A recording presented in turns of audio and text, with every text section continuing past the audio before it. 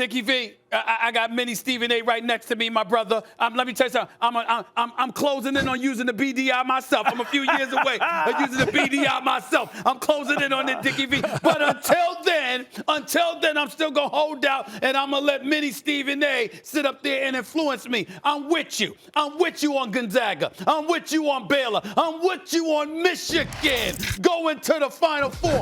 But I'm going with Oklahoma State coming out of the Midwest because of the brother you mentioned, Cade Cunningham. And that guy Boyd is a pretty damn good coach as well. Let me tell you something right now. I'm going with Oklahoma State going to the Final Four, but I'm going to stick with the 3 number ones. I understand Livers is a bit hurt. I think he's going to find a way to get himself back into the lineup. My man Juwan Howard will answer the call. They'll have them motivated. Had they won the Big Ten title, I would not have picked Michigan to go to the Final Four. But since they lost the Big Ten title, I think that they're going to get to the Final Four, and I'm sticking with Gonzaga and Baylor, and I'm going with Gonzaga to cut down the nets, to finish undefeated, to win it all. That's what I'm doing, Dickie V. Yeah. And so is many. You're doing the right thing. You're doing the right thing. I don't think anyone's laughing at Gonzaga. No, Gonzaga's so for real. See, hey, guys, let me tell you this. I think you got to have 3 parts of the court covered, the landscape. You got to have a point guard. They got Jalen Suggs, who's the best point guard in America, basically.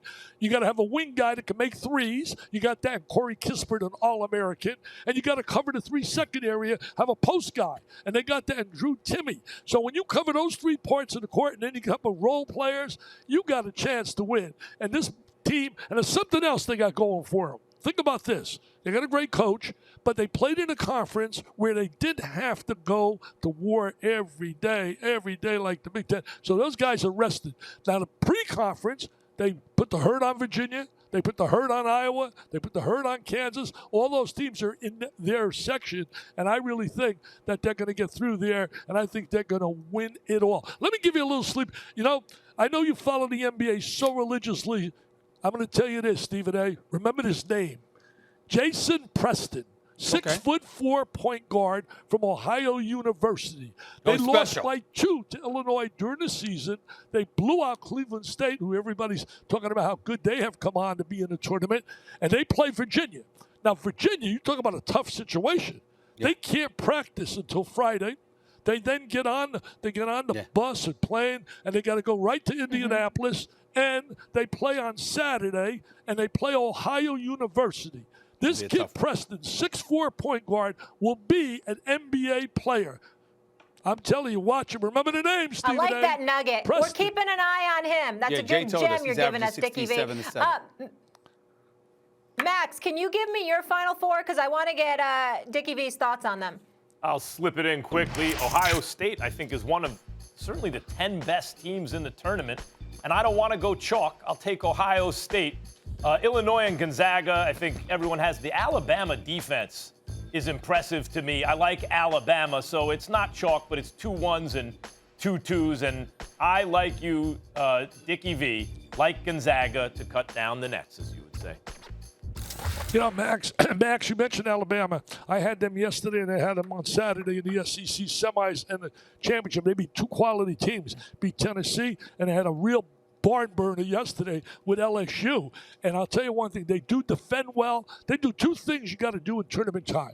They defend exceptionally well. They attack you. And the second thing is they make threes. They'll make at least 10.8 threes per game according to their numbers. And anytime you can make the 3 ball and have guys that can do that, they can change a game quickly. So Alabama, I've been tossing and turning, to be honest with you.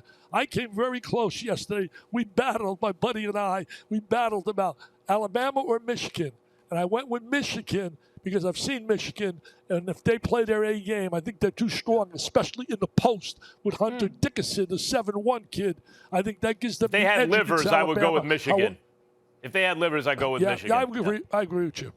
But Alabama's good, man. They're good. You know what, Dickie V? The fact that you have Michigan in your Final Four, it's a nice consolation prize for me. I really would want UConn, but at least, you know, my household will be kind of happy with that. So we'll take it. We'll take Michigan in the Final Four, and that UConn just made it to the tournament for the first time in 5 years. So it's good news to have you on our screen, and it's good news to have the tournament back. And I will give you the final word here, sir. Hey, let me just tell you this, Molly.